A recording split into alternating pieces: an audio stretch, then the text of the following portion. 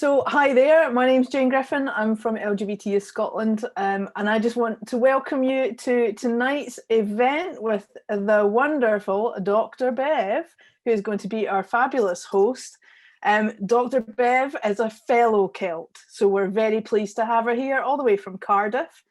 She's performed all over Europe, but hasn't made it to a stage in Scotland yet. Soon as lockdown lifts, though, a night out in Glasgow is definitely on the cards. Dr Bev's been a queen for 26 years, hard to believe, I know, and has graced the telly box with both local and national shows. She's a patron of Proud Cymru and a trustee at Safer Wales, and we are absolutely ecstatic to have her as our host for this evening's fabulous night of entertainment. I'm going to pass you over to Dr Bev now. Good evening and happy Purple Friday, Scotland. I'm not watching the comments at the moment, so please don't message me because I get scared. My name's Dr Bev. I'm here in my little boudoir in Cardiff, trying to match my best of Wales and Scotland. So you'll see here I have daffodils in a Caithness glass crystal vase. Yes, she's an entrepreneur and a purveyor of fine tastes and quality. And I got it cheap in a car boot sale. So thank you very much for joining us this evening. I'm going to be in conversation with the wonderful actor and activist, David Paisley. And along the way, we're going to be joined by a few familiar faces, shall we say, with some questions of their own. And I understand that some of you may be joining us as well. So without any further ado, shall we see if the man's here himself? Ladies, gentlemen, and those with both neither and all labels, because the world is a wonderful tapestry, isn't it? Please welcome David Paisley. Yay! Applause. Hello. Hello. Hello. David, I was expecting more purple. I know this is kind of purple, but it doesn't really show up on my camera. It's pinky purple. Pinky purple is fine. It's fine. I know you don't drink, so I will just say a very cheers to you. I've got a cup of tea. I've got a lovely cup of tea. It's fine. I've got some rosé bubbles because I was in the mood. It's Friday. So David, thank you for chocolate as well. Double decker is even better. Slightly jealous of that, although when you're going to have time to eat it, I'm not quite sure.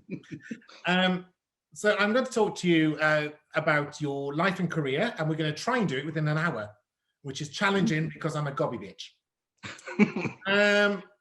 We'll also try and make it family friendly, just in case the little ones are watching. I'll try, put it that way. Much of my career is family friendly. I have notes. I think I can beg to differ. So you're a Scottish boy, born just outside of Falkirk, I believe. That's right, a wee village just outside Falkirk. Yeah. I don't have the accent. I lost it a long time ago. To be honest, I'm a Welsh boy, so you just sound Scottish. Yeah. Whereas I probably don't sound Welsh at all. I can hear there's a twinge. You've got like there's a wee hint of like Cardiff dogs. I don't find a little twinge now and then. So you're one of 7 brothers, I believe. That's right, yeah. And your mum, Janet Paisley, was an author and activist in her own right. Yeah, that's right. Yeah, she was a playwright and a poet. Mm-hmm. So she's right there. She's watching us. God. And we'll talk. I want to talk about a little bit about your mum a little later, if that's all right. Yeah. But I'd like to start by asking you about your first interaction with LGBT Youth Scotland, which is a lovely story, which I really, really like. So if you wouldn't mind sharing that with everybody. Yeah, sure. So I first got involved with LGBT Youth Scotland back in like 1995, I think. 1995 was when I first phoned them, and they weren't called LGBT Youth Scotland at that point. They were called Stonewall Youth Project. And I found their number in the back of Young Scot magazine, which I'd found in the school library because I was about 14, 15. And I saw it. I was like, oh, LGBT, what does that mean? And I took note of it, the fact that it was there. And I phoned the number, and I had to go to the phone box because we didn't have mobile phones in those days. And so I phoned the number, and I was 15, and I got such a fright when someone answered that I hung up immediately. And it took me a whole year to work up the courage to phone again, and I finally phoned again when I was 16. And I went along and I joined the youth group, and I know. That was the beginning of my coming out journey, and my life has been increasingly more fabulous ever since. So I've a lot to thank LGBT Youth Scotland for, because they really helped me at a time when I felt quite isolated, and it's quite weird when you grow up in a tiny wee village. You feel like you're the only gay. Yeah, I was never tired of hearing that one. I totally agree with you. I was born in the Rhondda, but I brought up in South Yorkshire. Colliery, working town, and 14, 15, 16, I generally thought I was the only gay person in the world. And then I moved to Cardiff when I was 18, and then I started seeing the rainbow and little pink triangles and glitter. And now look at me. It's a slippery slope. It's a slippery slope. And I think it's wonderful when you have that sort of support as a teen, because it does help shape your life going forward, doesn't it? Yeah, I think acceptance is something that we're all on a journey of. And I think it's, for young people especially, some of us come out quite late, and that can be quite challenging. And, everyone's on their own individual journey, but I think supporting young people to kind of really be able to explore and feel comfortable about who they are is really, really important. Especially like young LGBT people tend to feel isolated, and they feel quite separate. And it's really, really worthwhile just supporting young people and making sure that they can be who they are without any judgment or fear. And speaking of supporting young people and lack of fear, a couple of years later, you went full on into your first television role with Tinseltown. Yeah, because I was so young, right, when I first did TV, and I felt it's weird being young because you're quite fearless when you're young. Because I think I would be 17-year-old. How old were you at the time? I was 19 when I first auditioned for it, and it was for the role of a 17-year-old. Get this right? They were looking for a young gay character who worked in a nightclub, who was about 17, and I was 19, and I was a young gay man working in a nightclub. So it's like method acting. It's meant to be. So yeah. And you in the show. You dated somebody 20 years your senior. How did Tinseltown, shape your life and your career? Because it was quite high profile at its time. I mean, it was quite there was quite an impact at the time. It was around about, so we were in production at the same time as Queer as Folk, and they came out first. So there was these shows that were just happening in the late 90s when we were really starting to explore like gay relationships and gay identity for the first time. And I think a lot of young people who watched those shows, they found a lot of inspiration and identification in them. So it was really nice to be involved in something like that, especially because I was a young person. And I've been like desperate for something like that to watch myself. And when I was young, I really loved like This Life. Remember This Life? Oh, I loved This Life. I loved it. And that was one of the first gay characters that I felt like, oh, he's all right. I quite like him. He's kind of interesting. And Welsh, if memory serves me right. Yes. Yeah. There was more than one. There was a couple of. It was an actress called Louisa Bradshaw White, this is what they call a professional link, folks. You later worked with in a little show called Holby City. Very smooth segue. I love it. I could do hospital radio, right? Yeah, I did. Yeah. Do you know what? I was such a fan of Louisa before I met her because I'd watched This Life, and I was honestly a fanboyed the first time I met her. I was like, hi. Do you know what she said to me? Like her first words to me on set were, "Oh, hi, David. She said, you like a sausage, don't you?" I'm like, what? She's like, I can tell you like a sausage. And I don't know if she meant like that I was like not a vegetarian or something, but I think I know what she really meant. That was our first interaction, and she's a cheeky, wonderful person, and I really love her. Brilliant. And I expect you to give me her number at some stage. So that started then a couple of years in Holby City. You were the first character really to have a regular crossover with its sister program, Casualty. Right, yeah. And you had this massive story arc between you and your boyfriend character. I did, yeah. And I think you might have a little clip to show us. Is that right? Yeah. I mean, we've got a little clip of David in action. Yeah, we were quite. What's the word? That's prime time Saturday night, if you don't mind. I mean, that's a bit much. It's a bit saucy. Isn't it? How many complaints did the BBC get about that? There are varying reports. Some say over 300, some say about 150. I would have liked more. You know, I'd quite like to outrage people. I think I remember watching that. Yeah. I'm a bit of a Casualty and Holby fan, as you know. Yes. And that really was quite something to have something quite so full on a Saturday night. Do you know we did that on purpose? Did you notice how we spin round? Mm-hmm. Right? We did that on purpose so they couldn't shorten the kiss. Oh, because we started in one position and we finished in the opposite position, so they couldn't cut it. And we did that on purpose. We planned that. Look, you didn't have a long-lasting relationship with him, and bless him, because you did end up pushing him into a canal and nearly killing him. And he lost his kidneys. Yeah, and then his mother died, and the canal exploded. Yeah. Drama. Nobody has much luck and love in these shows. Have you noticed that? I tell you who did. There was a character from Holby City who left to have a baby with another Holby City character, and guess what? She's here to talk to us. So, all the way from Darwin Ward, although she has now left the show, please welcome, ladies and gentlemen, the lovely Miss Chizzy Akudolu. Chizzy, are you there, my darling? Okay, I have to mute myself. Do I have to unmute myself? Yes, I have to unmute myself. There you are. Oh, hello. Oh. Hello. This is Bootsy. I wanted to say hello.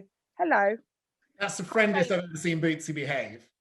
I know. Bootsy's going to scratch my face in a minute. I just wanted to say that's the best way to stop somebody from talking. Kiss them.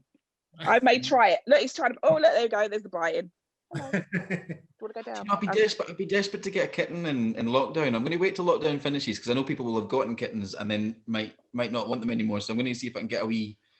Yes, and kitten season is actually coming up. So, but if you can, try and get two so that they're not lonely.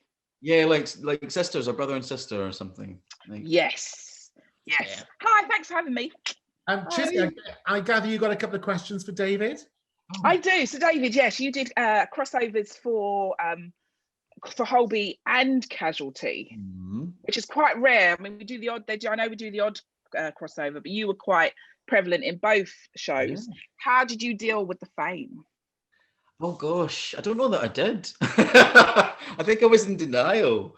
The crossover was fun. We did it for like 4 months, so it was quite full on. And I was always on that train to Bristol because it filmed in Bristol at the time. And yeah, it was an interesting time because they were both like one was on prime time Saturday, one was I can't remember what day we were on with Holby, and they were quite big at the time. So I tended to just hide in my flat and never go out. How do you deal with it? Oh, I'm not famous, darling. Nobody remembers me. Do you know what? I think I was quite lucky because my character's quite nice. So people were always nice to me. Nobody ever told me off. Apart from the fact that I was a surrogate and I gave away the baby because I was a surrogate. And people did say to me, oh, how could you give away your baby? Or they'll say to you, where's your baby? And I go, oh, it's on the bus. See stuff like that. But it's been actually really positive. Did you watch me on Holby? Did you? Do you know what? After I was in it, it was that thing of like I can't get myself in because when I watch it, I just think of the crew and the set, and it's really once you're in something, it's really hard to watch it and enjoy it. Because I used to love Casualty and Holby, and then I got in it, and then I did like a few years on it, and then after you've been in it for a while, you're like, but I still have a lot of love for it, a lot of love for it. Would you say I'm probably one of your favourite characters? You are my favourite. You always were my favourite. Yeah. Thank you. Yeah. I think if it was, how did you exit? What was your goodbye? Do you know I wanted to be killed? Yeah. I wanted to be killed off, but they wouldn't kill me off. But so my exit was quite boring. Me and my partner, we had a baby. We decided to go to London. Oh my gosh. Yeah. It's weird because it's filmed in London. I'm like, what do you mean you went to London? It's in London. But it's set in in Holby. Bristol. Yes, in Holby in Bristol. Yes. So we just went off to London for a different job and a new life. Yeah. Driving off in a pink Beetle. I got squashed to death underneath an oil tanker. Mate, that's good for the show reel though, huh? Oh yeah, it's fine for the show reel. Yeah, it took a whole episode for me to die as well. I really dragged it out. I know you, and it's in the show reel. All right, I watched the show reel today, and it's in the show reel. Can I ask a real quick question because I know you've got to move on, but because Casualty is known for its stunts and there's a lot more outdoor work, whereas Holby is all on the wards.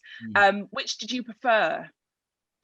Oh, I mean, I really, I kind of like the stunts and stuff like that. But like, I was a midwife, so mostly that was my favorite bit. Was like getting to meet lots of little babies that would come out and set, and everyone would go, oh, oh yeah. I have a question for you though.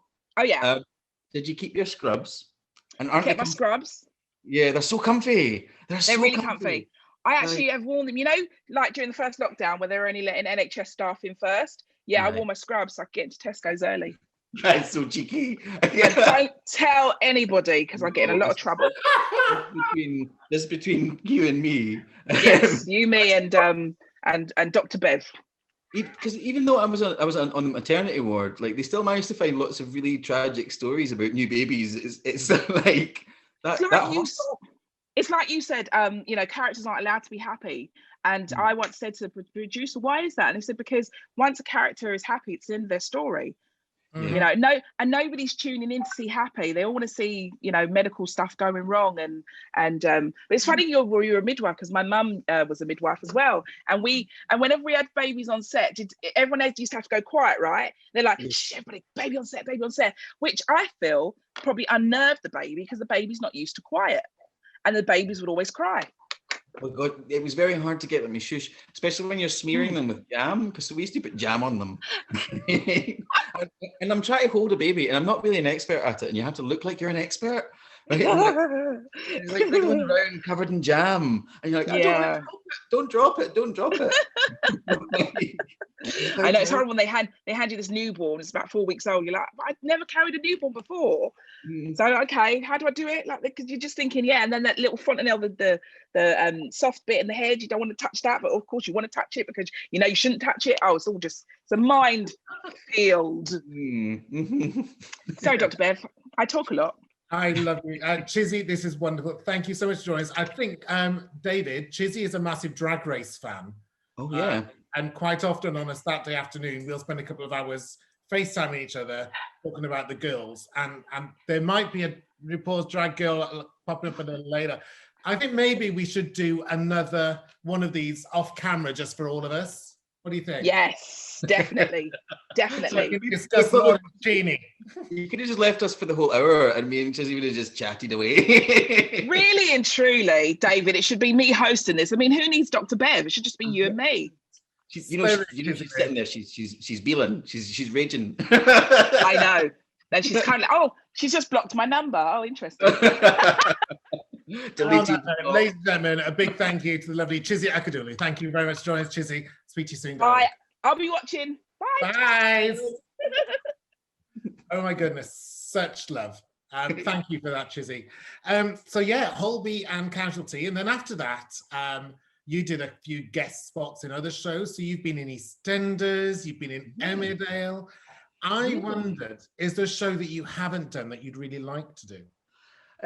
Yeah, lots. I have to say, like lots. I mean, I've done quite a few of the soapy things in the UK, and I really love soap because I really think it's really like the people that work on it, because of the speed that we work. It's like I've got a lot of respect for the actors that work in soap. I was the sexual health doctor on EastEnders, and I really wanted to kind of come back, but there's not so many stories you can tell about. Unless everybody starts getting the clap, you know, there's not many reasons you can bring me back. but I did it. I did a few episodes of that, and yeah, what would I like to do? Obviously, I haven't done Corrie. I'd love to do Corrie. That would be fun. But like my ideal show, I would love to be on How to Get Away with Murder, right? Oh, right. Yes, because Viola Davis is so incredible.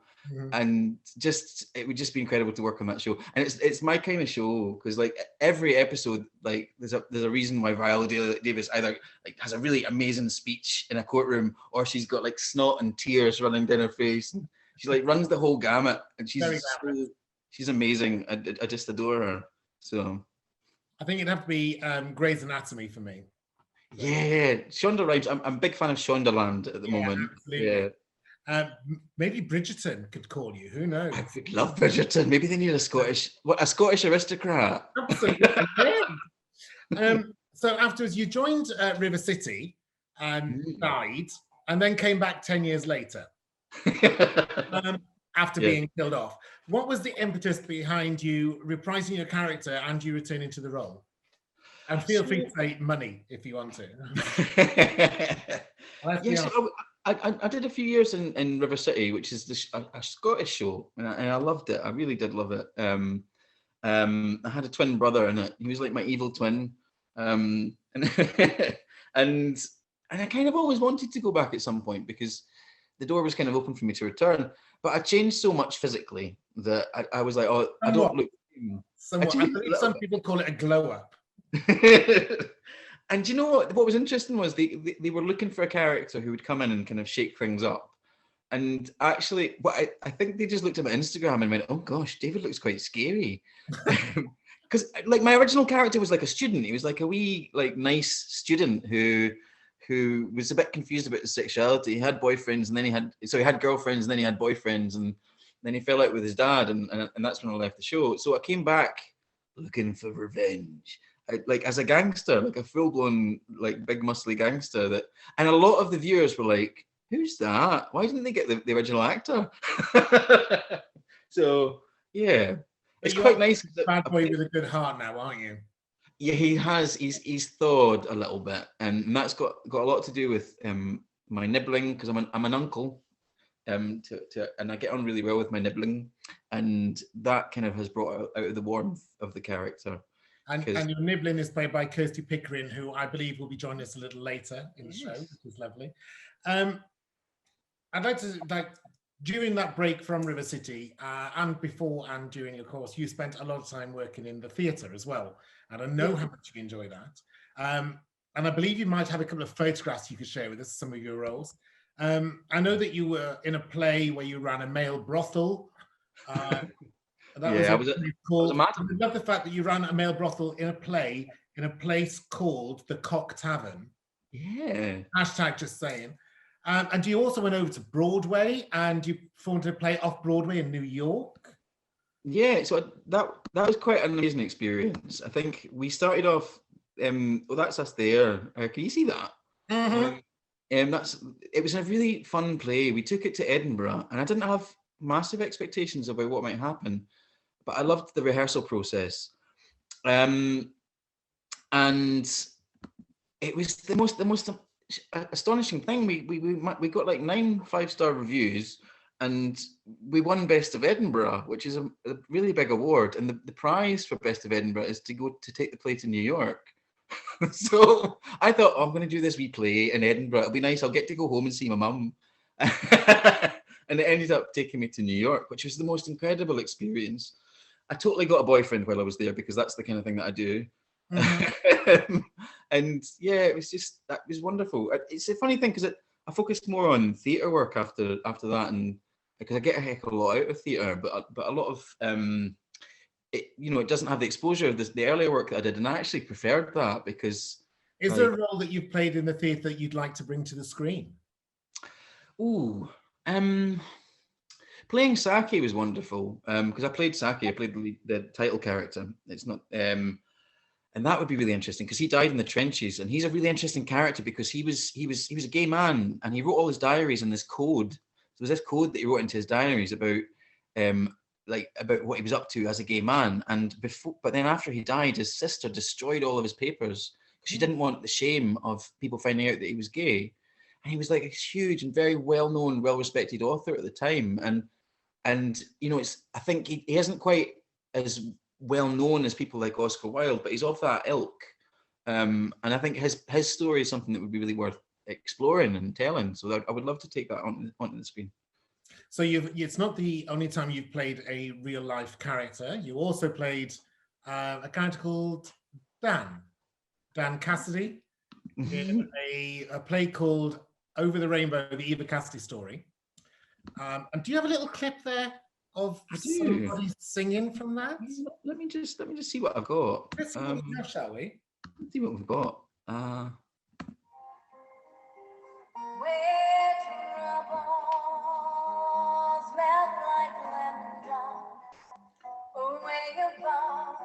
Chimney tops, that's when you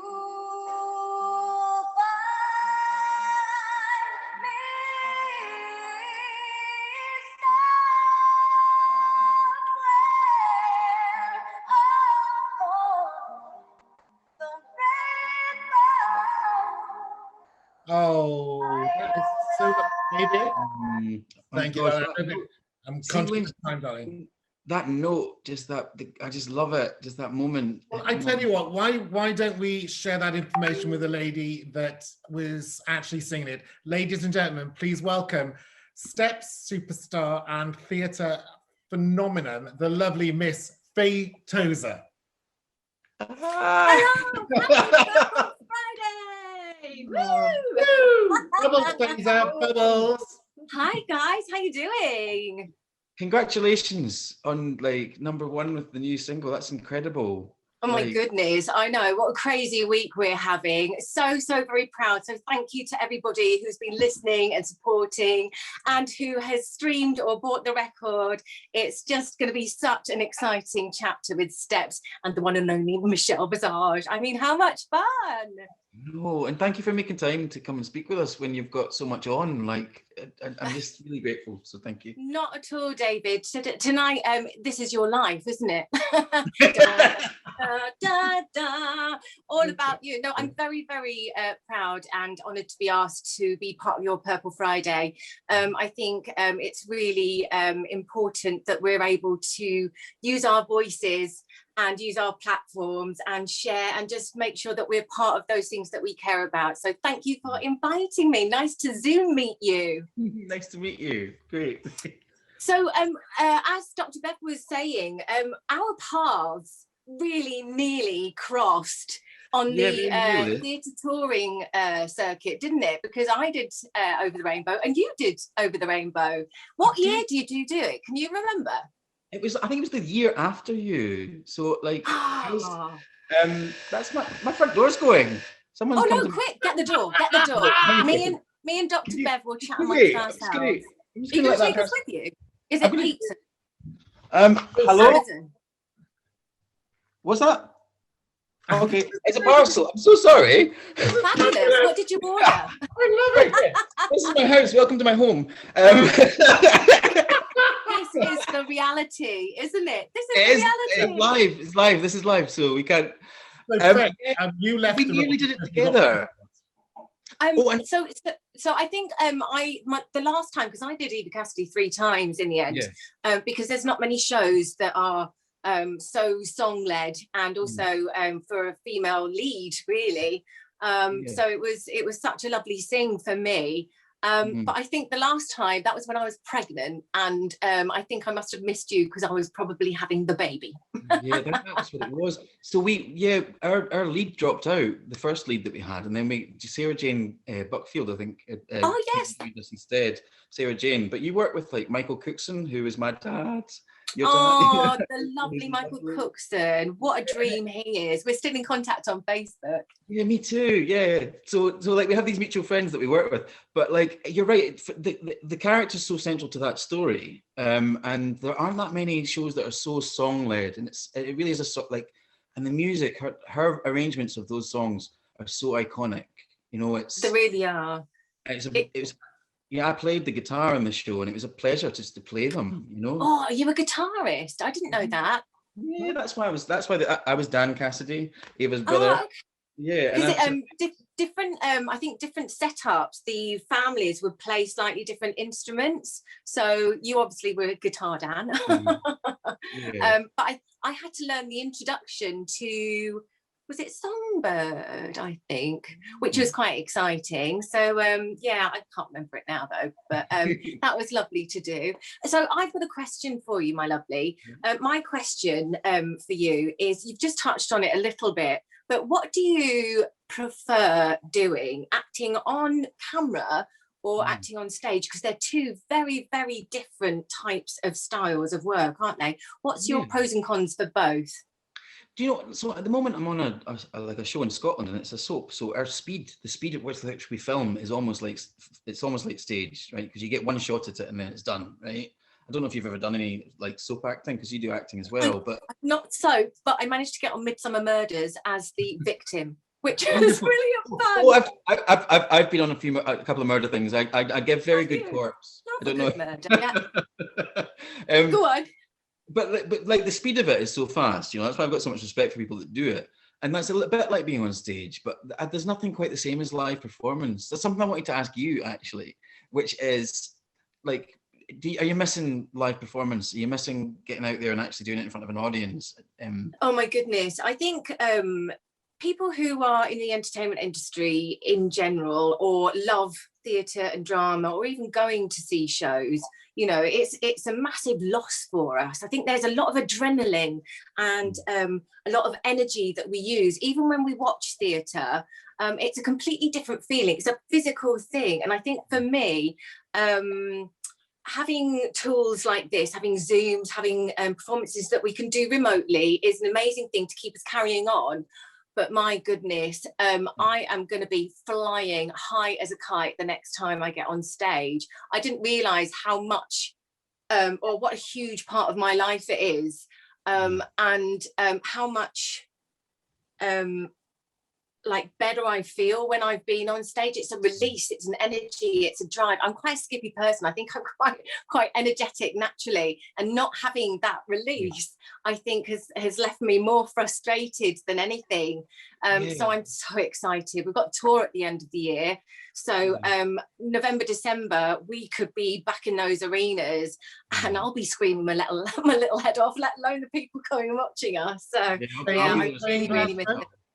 Sorry, darling? Are you playing Glasgow? Oh, yeah. Let me just, should I just find out the date?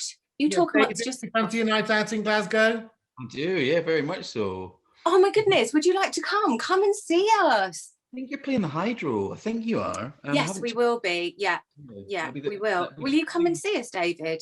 Definitely, I'd love to. And you're right. It's like we can do these things. I've done a play on Zoom, and it was okay. It was a comedy play, and it felt really weird because you're... like the timing is all off because Zoom has that weird kind of delay, and it's not, and you don't have the audience, so there's no feedback. And you're right, it's when you do something live, just the energy that you get from the audience, there's nothing like it. Like we did the Royal Variety performance back in November last year, and that was without an audience, and it had TV screens where the seats were. But it's like doing a rehearsal. It's like doing a tech rehearsal, you know. And I think, you know, we all feed off the adrenaline and the excitement of doing live performances, because you don't know what's going to happen. Every live performance is slightly different in a way.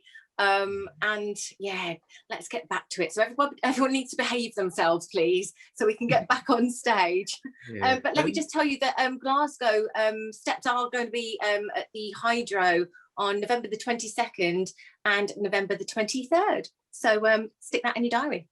Thank you. Lovely venue as well. I'm looking forward to it. I can't wait to see you. And how does it feel, you know, to be, because you got the new album that came out, and it was really well received, and like a real kind of return to this really classic step sound. How do you feel about it? Because it's been so well received. How do you feel about how people have reacted? Oh, do you know what? It was really touch and go. Back in March last year, we had a phone call on the Monday before lockdown. I think we all locked down on the Tuesday, didn't we? Is that right? Something like that. And we got a phone call from America just saying, guys, you can either go with it this week and we'll just have to see what happens, but you won't be able to promote it and it's all up in the air. Or you sit on your hands, sit tight, keep your mouth shut until further notice. And we just said, you know, we've always been people who promote sort of on TV. That's been our biggest audiences, and you know, physically, and we didn't know any other way to do it, so we sat in our hands. And luckily we had that little break after the first lockdown, managed to get together. We did a second video. We got so much content in the bag so we could drip feed it, you know, for the next few months, because we didn't know what was going to happen. But I think we have been overwhelmed by how well received it's been, because you don't know what people's mindsets are going to be like. You don't know if they're ready for a bit of happy, or they think that's maybe in bad taste. So ready. Well, we're so ready for it. We're so well, also because of the title of the album as well, What the Future Holds. I mean, we had no idea that that was kind of going to be a situation, really. So it's all just fallen into place amazingly, and we're so proud and so humbled and so grateful. So we're just going to try and do our best to use our energy and bring a little bit more joy and campness and fun and colours and rainbows and everything, just because I think it's important. Steps camper, you add Michelle Visage. I know. Can I ask you about that? Like, yes, you can. So, like, you have such a strong following amongst the LGBT community, and we're quite dedicated, right? We are quite dedicated for the people that we enjoy, the people that we love. And you're right, you're never really certain, but you must be aware that love has always been there within the community for Steps. So, like, how does it feel to know that you're so taken to heart of the LGBT community? So, I think right from the start, our audiences were very obvious. The ones who screamed the loudest, the ones who wanted us back, and the support has been so loyal over the years and has grown and grown. What was quite sweet and something that I will always remember, especially from our last summer tour, was when we were growing up and doing the gigs at Astoria GAY, and it would be packed to the side ceilings or wherever they could shove another person, with sweaty men and women dancing away, having the best time of their lives. Those people came to the summer tours back in, what was that, 2018, 2017, 18, and there were so many people with beards.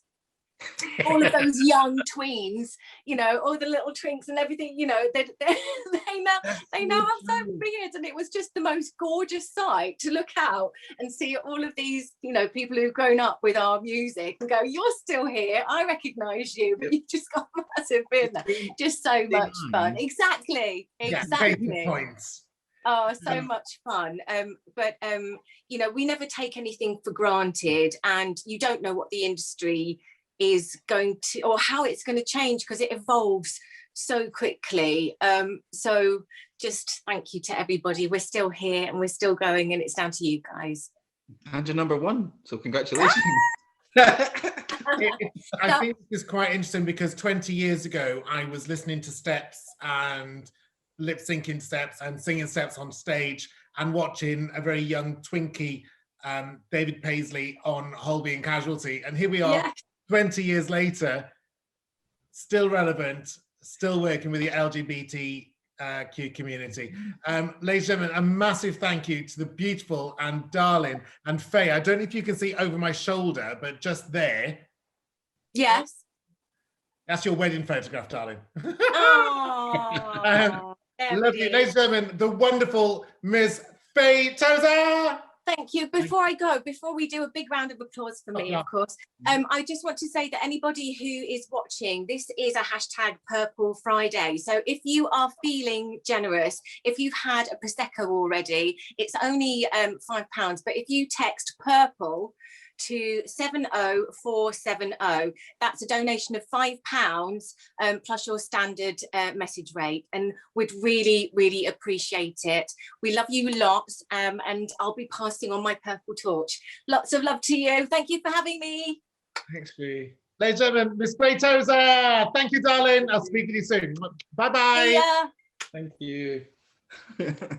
That was so cool. And breathe. Oh, that's so wonderful. What a darling. She is a lovely lady, and I'm very grateful that both her and Chizzy have been able to give up their evenings to join us this evening. Talking about the early noughties, when Faye and the rest of the gang were at their height of their fame, somebody I know was on the front cover of a magazine. And was also voted Britain's sexiest man in 2003, beating Robbie Williams, Jude Law, and David Beckham. And they were 2004. Britain's sexiest man. It's a funny thing, isn't it? Because I think those kind of polls are often like a poll of who's most popular at that particular time. And I think also, in a similar way to how Steps were taken to the heart of the LGBT community, I know that me being an out gay actor meant that a lot of people in the LGBT community really warmed to the parts that I played, which were out gay parts played by an out gay actor. So at that particular time, like I say, I was it's more of a popularity contest than it is really about who's the sexiest man in the world or anything like that. So I took it with an enormous pinch of salt, an enormous, huge, like kilo of salt. Yeah, and I won't say anything about gay men swallowing things that are salty. So we'll move swiftly on. I like pretzels. What are you talking about? I'm going to drop a question. I'm very conscious of time. Yes. So you've always been quite politically minded, and you've used your voice for those who needed their voices amplifying. I think that's quite safe to say. Even when you were younger, you were an activist against Keep the Clause up in Scotland. Yes. I'm not saying that you broke the law in any way or form, but you... Oh, I did. I totally did. You're a role model, David. But you actively campaigned against the Keep the Clause campaign. Yeah, so in Scotland... we had there was a referendum that someone paid for, a private referendum for all the citizens of Scotland. They sent out these ballots and they advertised all over Scotland with these huge billboards, and the billboards said things along the lines of, oh, I don't mind people being homosexual, I just don't want it being taught to my children or my grandchildren. And this is billboards all across Scotland. And so when my family and me saw that, we knew what that meant. It's quite hurtful to the gay community to see that kind of stuff. So we did what any family would do, and we got in the car, filled up a bunch of giant super soakers and water balloons full of paint, and we went and we did kind of guerrilla paint bombing. which we obviously do not condone in any way or form, but well done. No, obviously it's a terrible thing to do, and it was just because of the situation. It was at desperate times, and I would not suggest that people should take those kind of actions. But yeah, it was quite fun. My mum was the getaway driver. My mum was like, this is what I was going to come to. Your mum was obviously a massive role model for you, and the support you had for. So for those who can't see this online, I can see a little message has just popped up from one of the LGBTYS team. Your mum was a huge supporter for yourself, as were the rest of your family, and your mum was a role model to you. We touched on her very, very briefly earlier on. She was an amazing woman called David Paisley. Tell me a little bit about her and the impact she had on your life, how she shaped you. So my mum, she was an incredible woman. She was always incredibly inspiring, and she's very creative. She was an artist and a poet, and I always admired that about her. But more than that, she just had the most like when someone has all the love she can ever give to someone, and it's never ending, and that love is completely unconditional. And I struggled a long time with my sexuality, and coming out was quite difficult for me. I finally came out to mum when I was 18, and she honestly, she was I met her, and she came to my work. I was working in a bowling alley. And she came to meet me at the bowling alley. I was wearing my little bowling shoes, and she was marking papers because she used to do teaching of writing as well. And I said, "Oh, Mum, I've got something to tell you. I'm going to bring someone home at the weekend." And she's like, "Okay." So who's that? Like, "Oh, his name's Tony, and he's my boyfriend." And she said, "Oh, right. Is that thing you want you to tell me?" I was like, "Yeah." And she went, "Oh, okay." She went back to marking. I'm like, "Huh?" And then she phoned me up a couple of days later and was like, "David, I just want to apologise, because obviously that was quite a big thing, and I didn't really react. I'm really sorry that I didn't realise how much it meant to you." And I'm like, "No, to be honest, that's exactly how it should be. It shouldn't be a thing." And it wasn't. And when I brought Tony home, my mum gave us her bed, and she slept on the sofa. She said, "I would do this for any other of my children who brought their partner home. So of course I will do that." And that's the kind of person she was. So. Mums are wonderful things, aren't they? Supportive mums, supportive families. I am blessed. I'm blessed to have a wonderful, wonderful supportive family in my life too. So I just think it's a wonderful thing. Because we're coming up to Mother's Day in a few weeks, folks. So a big shout out to all our mums in whatever form they are. We love you. Thank you. David, we were talking about you being an activist as well as an actor, and somebody else who uses their voice and their platform so well is one of my sisters from RuPaul's Drag Race, and she's a northerner. ladies and gentlemen, please welcome in man drag today, the lovely Divina De Campo. In Oh my man God. drag? Look how stunning I am. Beautiful mug.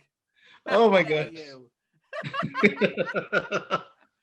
So, Divina, thank you for joining us this evening. That's a lovely t-shirt. Is this part of your new merchandise? This Oh my t-shirt gosh. that's just available today. Oh, It. That's gorgeous. Where can I get myself one?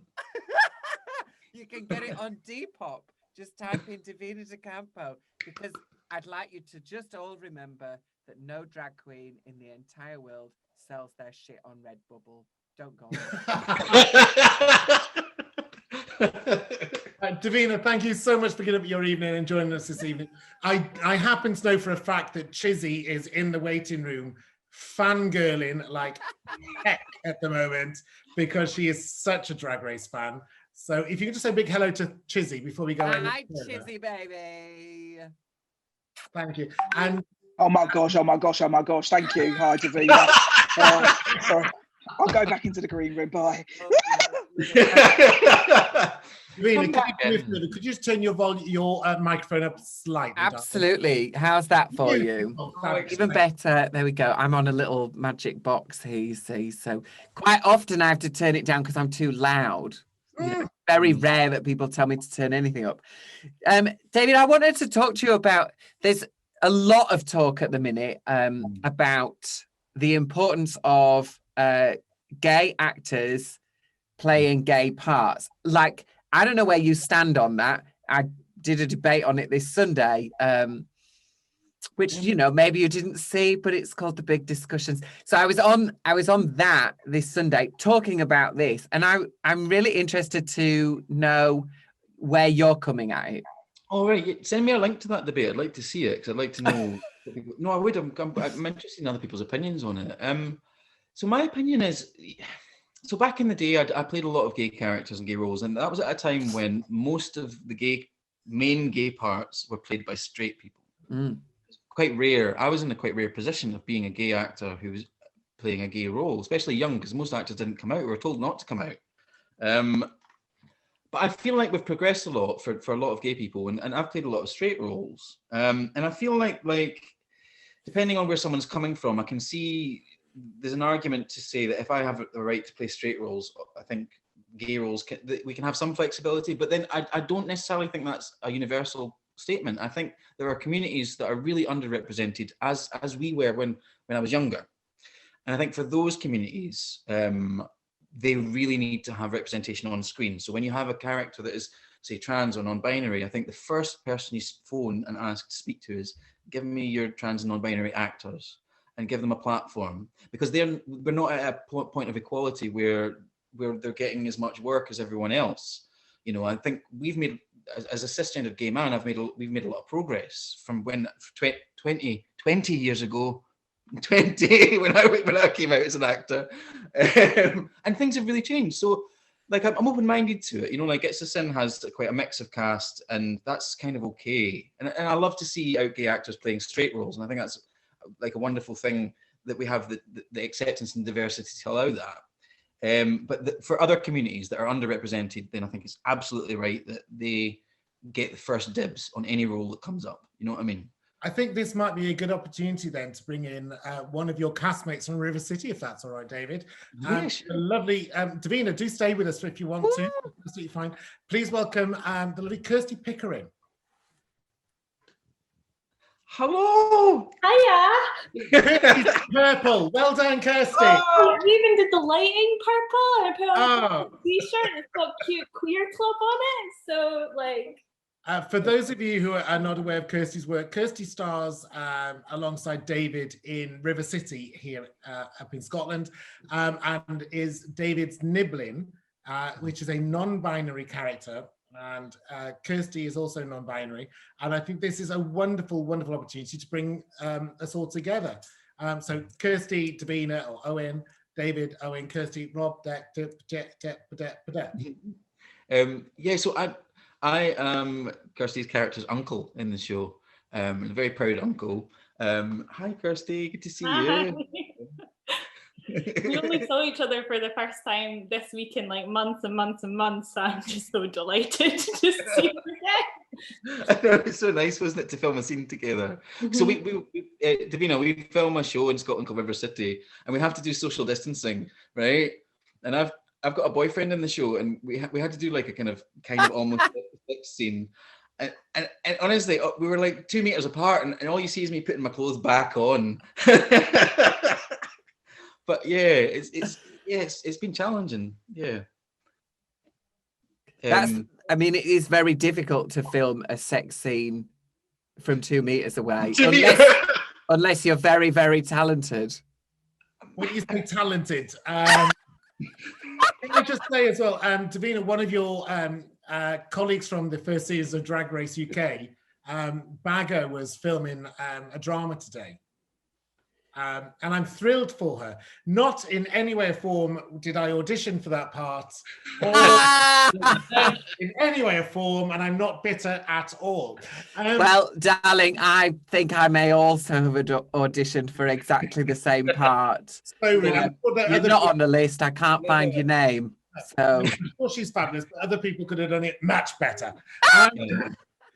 But as the three of you are here, and all three of you have appeared as very positive role models for the LGBTQ community, how important is representation on our screens for young people, and actually for older people, those of us, I'm only 24, shut up, for those who are slightly older, who didn't have that kind of representation growing up, shut up, Davina, who didn't have that representation on screen. As I'll be quite honest with you, I turned this year. Growing up, I had people like John Inman as the only person I saw on screen who wasn't even confirmed gay. He was just a little bit...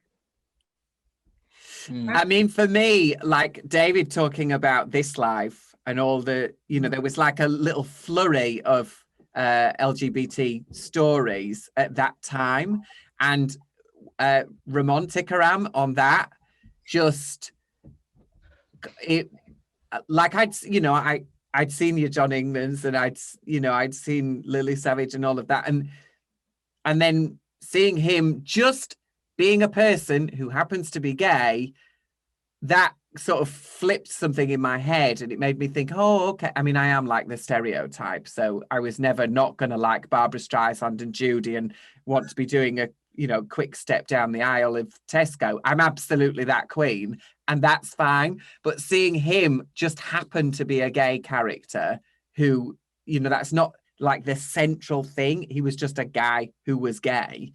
That really... it made me sort of go, oh, there are other ways to be gay as well as... Can I ask you about that? Because I think that's quite interesting. Like, I think this is why I think Drag Race has done something quite positive, because actually there's a period of time when gay characters became really heteronormative. And actually,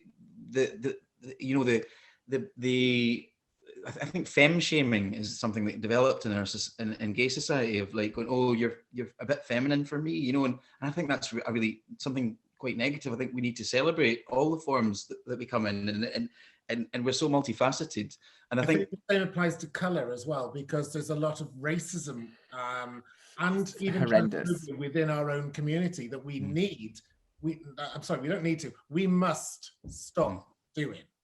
Do you feel like Drag Race, which you were involved with, I think it's had a really positive impact in terms of like really bringing like quite feminine and different types of people into the public eye, and saying there's lots of different ways to be gay, and it's actually shuffled away this idea that gay men are actually heteronormative and we're just like everybody else, and actually we're all sorts of things. Do you think that? I mean, I think Drag Race has had innumerable positive effects as well as less positive effects. It's always that double-edged sword. It's the same with the gay scene. As soon as as soon as Russell wrote Queer as Folk, suddenly the gay scene was like, oh, it's a tourist attraction, let's go and so there's a kind of payoff of everything, isn't there? But definitely it has opened up a conversation about the power of femininity. Yeah. Can I bring in Kirsty just quickly, just because you're playing a young non-binary character in a show. How do you feel like there aren't that many on TV in the UK at the moment? How do you feel about that? And how important is representation for you?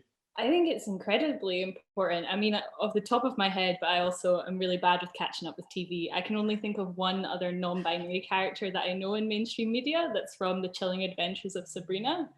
Yeah, there's one in Star Trek. There's one in Star Trek. Star Trek Discovery. Star Trek. And I think it's incredibly important. And then when I started the show, I got like a few messages, which turned into quite a lot of messages from people who are part of the non-binary and trans community, saying how fantastic it is to finally see themselves on screen, which made me feel like I have such an important part to play to make sure I do Jessie justice. And also for me, who's still like figuring out my own gender identity, and even just, I mean, lockdown's been, I think, a godsend for me to figure out like where I sit gender-wise, sexuality. It's really a time to like look into myself. But yeah, I think it's really important, and I totally agree that if you are going to start casting LGBT parts, they should be, the first people you call should be like LGBT people, for sure. Fabulous. I think at this point, I'm going to say a big thank you to Divina. Kirsty, please stay on with us because I know that there's a little bit more. But Divina, thank you so much for giving us your time this evening. I've said this for years, and I've said it to your face before. The winners of Drag Race are not necessarily the winners of Drag Race. I was going to say that because you're my winner. You're my winner. My winner. I love you so much. Oh God, listen, if anybody sees this now and sends it to certain people, I'm going to have bombs outside my door again. I'll have a flaming dog poo outside my front door. Everybody at home, folks, a massive thank you. Love you. Davina, and Davina, we'll all be buying your merchandise tomorrow, my darling. Thanks, babe. Bills to pay. Buying that t-shirt. Thank you so much. Thank you. I'm going to ask Kirsty to stay on with us because we do have some viewer questions. But Kirsty, I know I've sent you a few messages earlier. I do have some of the viewers are actually going to join us. So I'm going to open my WhatsApp from the lovely Doro, who's looking after us tonight. Hello, Doro. Thank you. I'm going to ask Damien. Damien, if you're there, would you like to come and join us on Zoom, please? Oh, there we are. Hello, Damien. Thank you for joining us this evening. Thank you. You're on mute, Damien, so do unmute yourself tonight. Sorry. Damien, where are you in the UK? Sorry, say again. Where are you in the UK? I'm in Sheffield. Sheffield, love Sheffield like, all right, lad. Hey up, lad. Damien, I was brought up in Doncaster, so I know Sheffield very, very well. Oh, just down the road. And I performed at OMG in Sheffield a few times, so I know it well. I loved that place, and I've got some very fond memories of Sheffield. My favourite memory of Sheffield is watching Threads. Yes, I've seen that. A nuclear bomb dropped on it and destroyed it. But that's aside. I believe you have a question. I'm hoping for David and not for me. Yes. The question I came up with was if you could take someone on like the perfect ideal first date, what would that be? Where would it be? That sort of thing. Ooh. I probably maybe going to a music festival and like camping. Either a music festival or camping. But music festivals involve camping and music, which is two of my favourite things. And I think you see, because it can be quite, it's a bit like you get that blitz spirit if it's raining. And so you can see all the different sides of their personality and you can kind of gauge how they are if things are difficult. And you can see what they're like if it's really fun, you know. So I think that would be the best. Don't you think it's nice to learn about someone's personality and find out how they react to situations? So yeah. And if you don't like them, what about you? Damien, what would be yours? Mine, I quite like walking in the countryside. Obviously, Sheffield, we've got loads of countryside right on the doorstep. So I'd probably go for a nice long walk somewhere, and then probably find somewhere to have a drink and something to eat. Lovely. Here in Cardiff, we have a restaurant, and within that restaurant, we have a giant Dalek. Okay. And you can go and have dinner inside the Dalek. And I think that might be one of my favourite places to take a date. Damien, thank you so much for joining us this evening and for making a donation to LGBT Youth Scotland. I hope you've enjoyed the show, and do stick around, there's still a bit more to come. I will do. Damien, thank you very much, darling. Yes. Thank you. We're also going to be joined by, I believe, I've got to just check my list here now. I believe David Malcolm is going to join us. David, are you there? It's like a seance, isn't it? David, can you hear me? Come through to me, David. Hi, David. I am here. Hi, David. Where in the UK are you? I'm in London now, but I'm originally from Scotland. From Scotland? What part of Scotland? Well, I live in London now, but I originally grew up near Falkirk, so I'm not very far away from David. I should point out, I've been to Falkirk. I spent Christmas in Falkirk a couple of years ago, and I was really, really lucky because it snowed like hell and everything was really pretty, which apparently it's not normally. So, known for being pretty.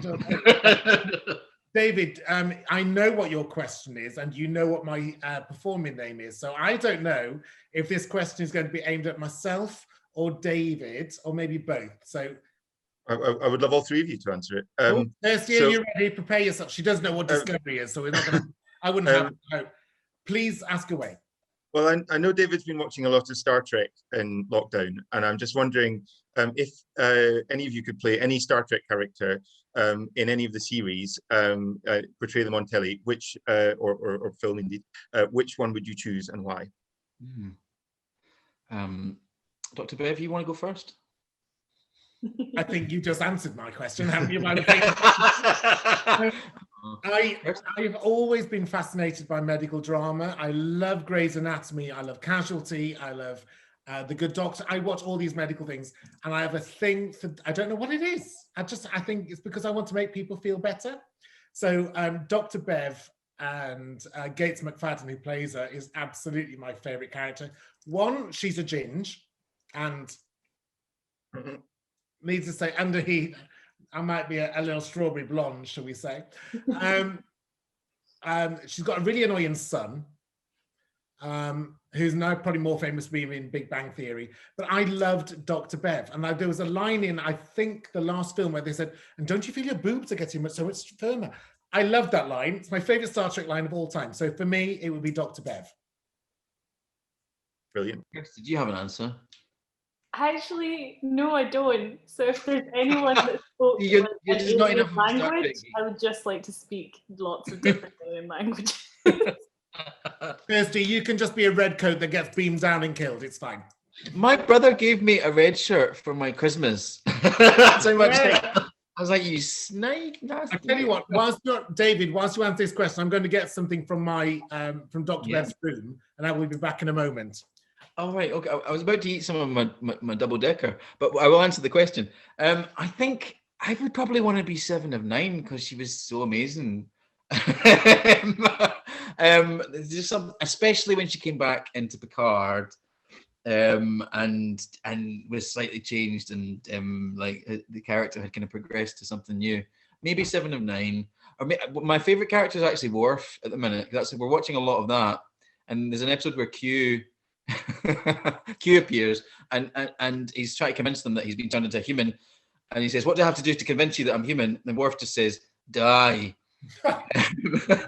And then Q says, "Oh, very clever. Have you ate any good books recently?" Which I quite like.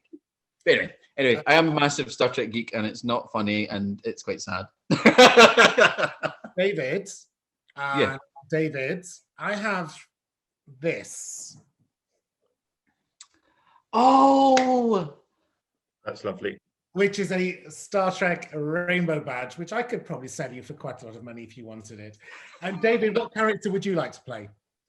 Oh, I'd asked the question. I never thought for myself. I think I would mostly love to be on Voyager. So I'd probably play the Doctor on Voyager, because then I can get to sort of be quite camp whilst solving medical mysteries as well. So I think that would suit me down to the ground. Wonderful. Thank you very much for joining us this evening, David. Thank you so much for joining us from London via Scotland. Thank you very much.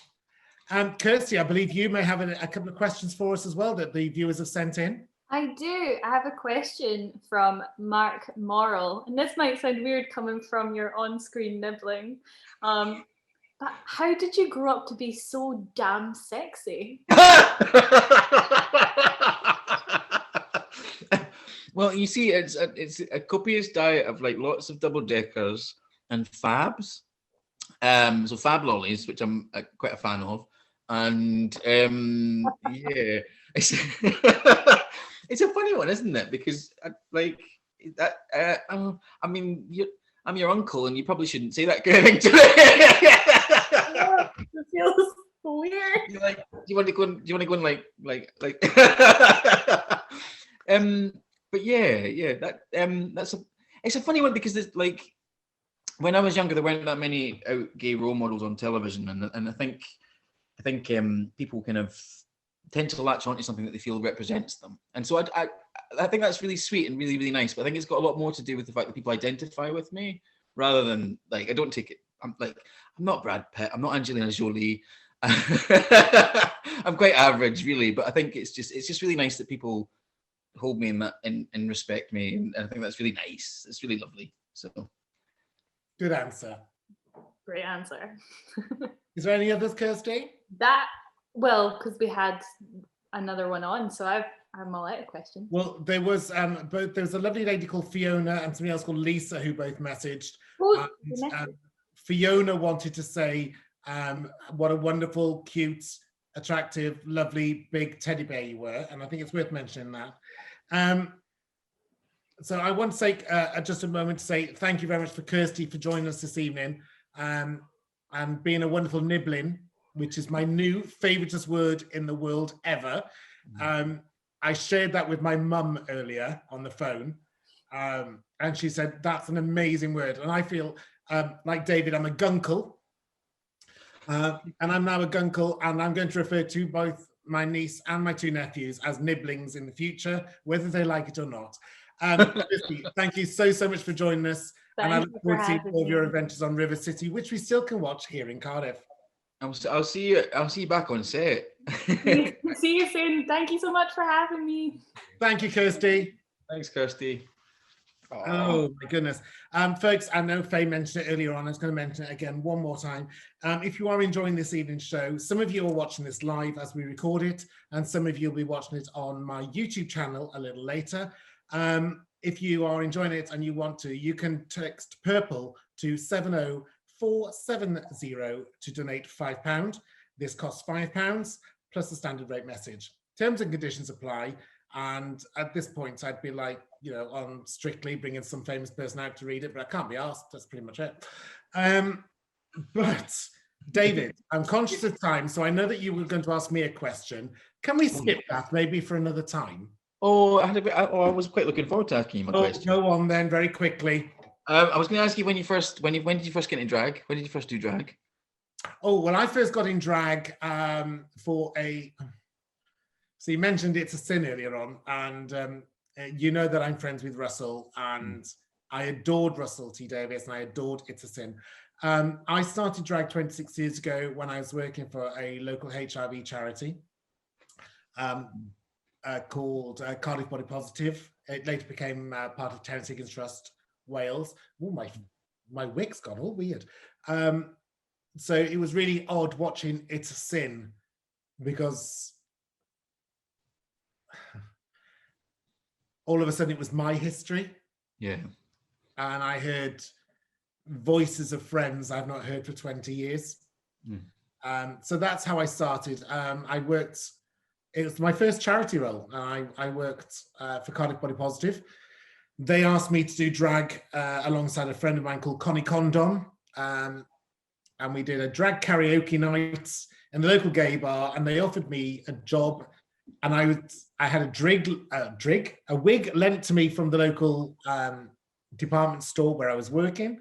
I had a dress lent to me by Charlotte Church's auntie. I know, random. A pair of black tights from C&A, and I had to wear espadrilles because I have a size 11 feet.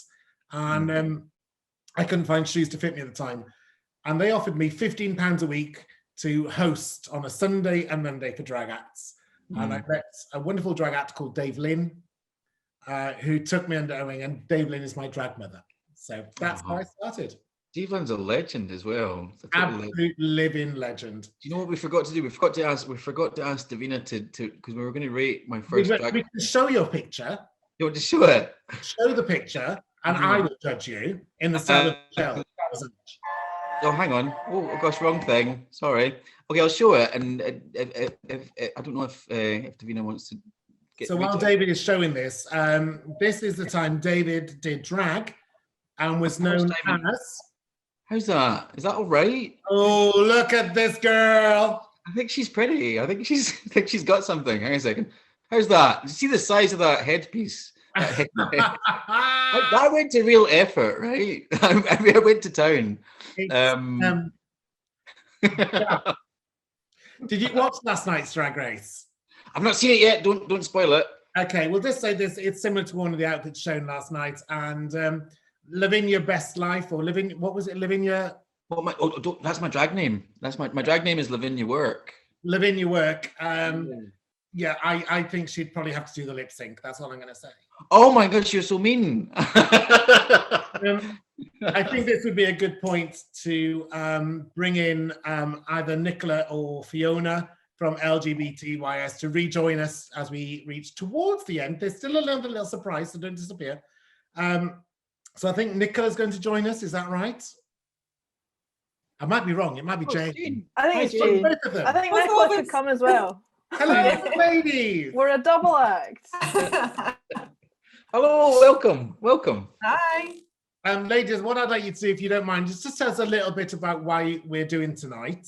And then we're going to introduce our final guest before we bring in our little video to close. Is that all right?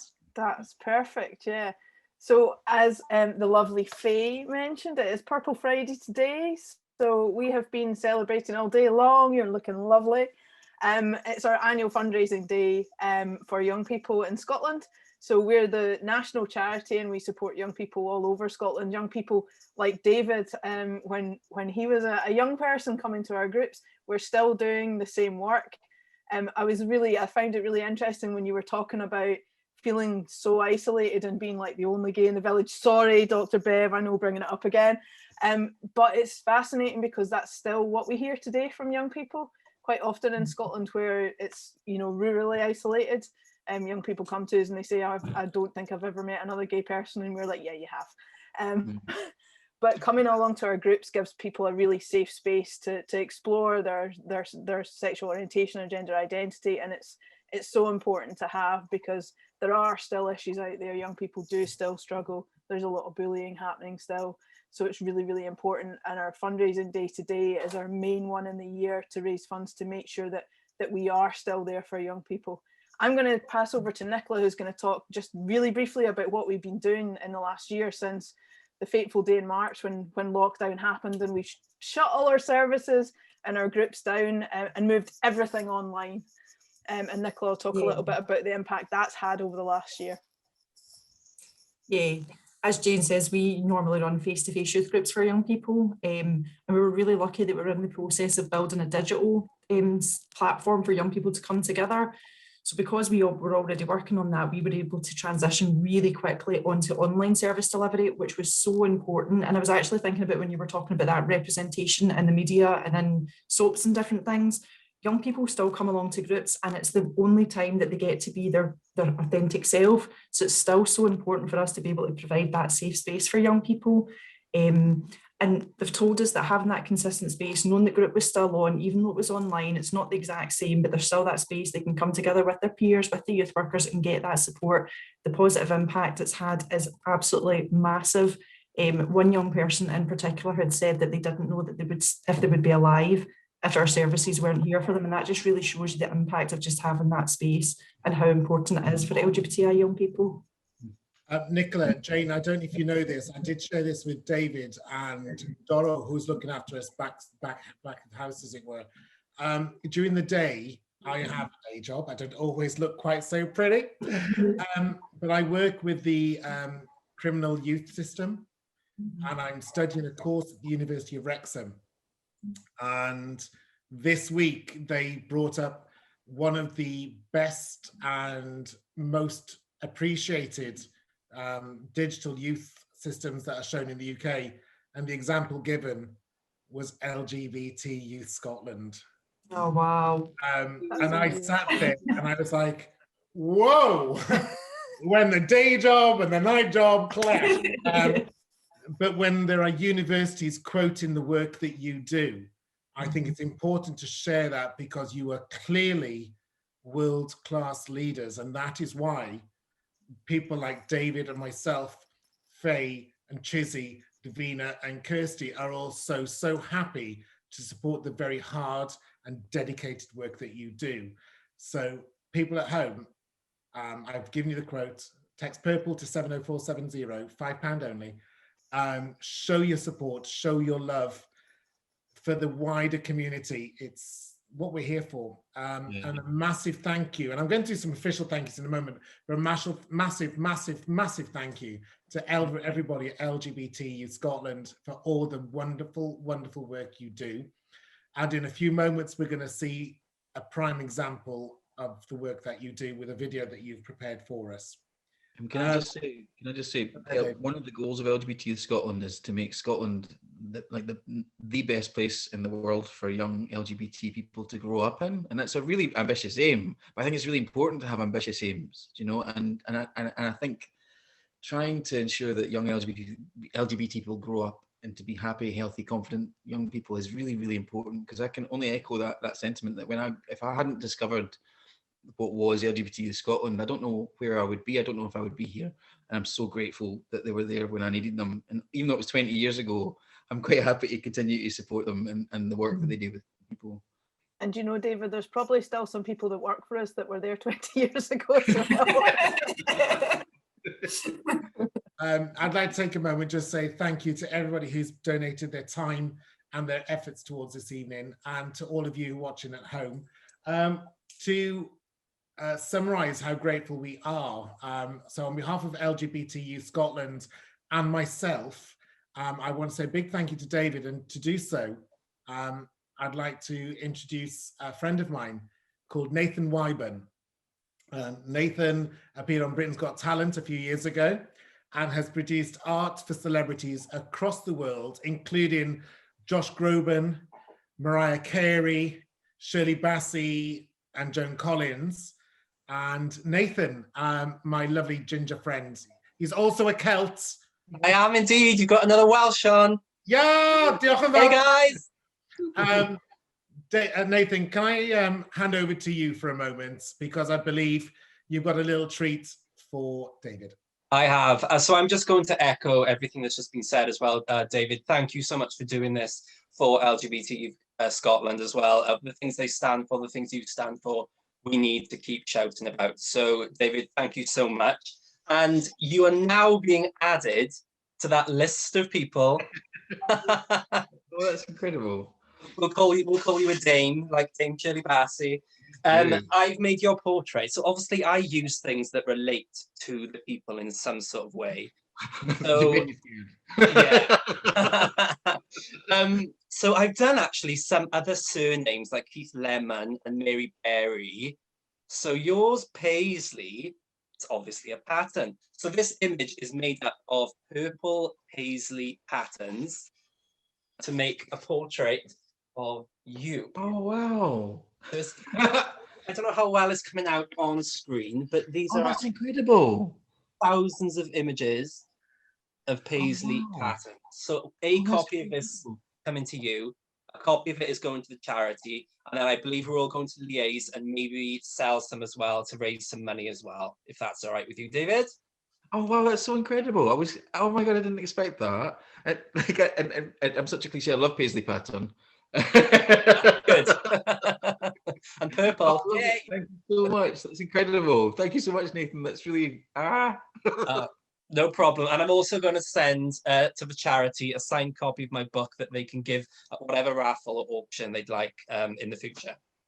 Oh, A massive thank you to Nathan. He's been sat in the green room since about 10 to 6 this evening. I've been enjoying it. It's gone on so long. Nathan has done, can I just clarify this? So Nathan has done portraits of me in both makeup and glitter. He's done Chizzy. He's done Faye. Yeah. Have you done Divina? I don't think so yet. So she's still next watching. on the list I'm will so be sorry. Divina. That was ordered. And now, of course, he's done David as well. A massive thank you to later Nathan Wyburn. Nathan, do you want to give your socials very quickly? It's just Nathan Wyburn art everywhere. Check it out. It'd be nice to hear from you. The lovely Nathan Wyburn. Thank you very much, Nathan. Thanks, everyone. Woo. Thank you, Nathan. That's incredible. I'm like really touched. Thank you. So David, I think we've run about 30 minutes longer than we planned. Did a bit. It's so easy. A massive thank you to the team at LGBTYS who have worked in the background tonight. You've done a wonderful job, and thank you for inviting us. If Fiona and Jane could rejoin us, that would be lovely. David, thank you so much for being our guest tonight as part of Purple Friday. I hope you've enjoyed this evening. I know I have. What's Those that of you who are recording this and watching live, this is brilliant. We're going to be showing this on Dr. Bev's YouTube channel at about 9 p.m, where David and I are going to be moderators and answering your comments and questions if you want to join us. But I'm going to say hello to David. I don't know if there's something you'd like to say thank you to. Me, just thank you to everybody for joining us and just making it a really fun evening. And just I'm really overwhelmed, actually. It's been really lovely, and it's just really nice to support LGBT Youth Scotland and the work that they do, because it's really essential. I can't thank you enough, Dr. Bev. You're fabulous, and I might buy you a new lab coat as a thank you. Just look after me when I come out to Glasgow for the night in a few weeks. So as soon as we're able to, I'm on that plane. I'm coming. I'll be showing you a proper Scottish welcome when you get up here. Don't worry. I think this would be a good point to hand over to Nicola and Jane, who are going to tell us a little bit more about LGBTYS and introduce us to a wonderful, wonderful film. Yeah, so we're going to play a really short video on the way out, but I just want to say a massive, massive, massive thank you, Dr. Bev, to you. You are fabulous. And to the lovely David, who is one of our best supporters, who's been shouting and talking about us all year. And we do really, really appreciate it. And it's great to have that visibility and for young people to see that role model out there. So thank you so much. We're going to show a really short video, which was made by a couple of our young people called Molly and Shawnee. They are fabulous and awesome, and they're from Dundee, and they just talk a little bit about the difference that the service has made to them. All our young people are just absolutely amazing. They're so awesome, and it's great for us to be able to kind of work with them and produce some of this content and the stuff that they talk about and the things that they do and the achievements that they have is just absolutely fantastic. So it's great to work with them, and we all enjoy our jobs so much, and everybody that works for the team is so enthusiastic and have been brilliant all year in lockdown. So a big thanks to all our team at LGBT Youth and all our youth workers who are brilliant. But this video that Doro is hopefully about to play is Molly and Shawnee just talking about the effect that it's had on them.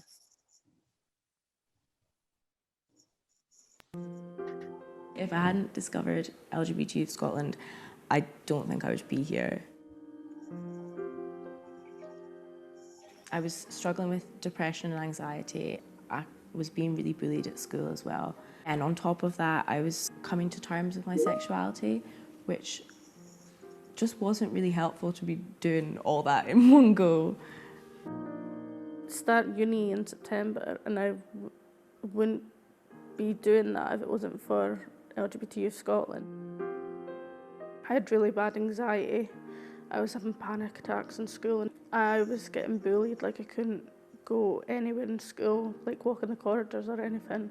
No matter how bad it gets during the week, like having LGBT Youth Scotland to like come to every week, where I could just like come and be around people who accepted me, it honestly gave me a lifeline. All I can think is that LGBT Youth Scotland is life-changing. That's just it just is. It's what it is.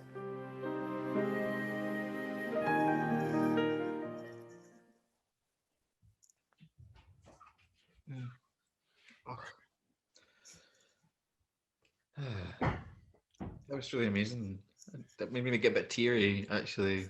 It's quite moving. Thank you, everybody, for joining us this evening. We're going to phase out now. So I was about to message Doro and say, can you kick everybody out apart from, key players? A massive, massive thank you to Chizzy Akudolu, whoop, whoop, whoop. To Faye Tozer, yes. Divina De Campo, yay, and to Kirsty Pickering, and to every one of you who donated towards tonight's event. You've been a delight to work for and a delight to work with. Thank you all very, very much. Do watch us again at 9 o'clock on Dr. Bev's YouTube channel, Dr. Beverly Ball Crusher. Google it, YouTube it, whatever, we'll be there. David and I will be answering questions throughout the evening. Thank you all very, very much. David, over to you as we say goodnight. Yeah, good night, everyone. Just thanks to everybody. Thanks to Chizzy, thanks to Faye, thanks to Kirsty, thanks to Nathan, and thanks to Davina. Just, you're all wonderful. And thanks to everyone at LGBTYS for just allowing us to help support them. And thanks, Dr. Bev. Your doctor's in the house. Thank you, everybody. And with that, good night.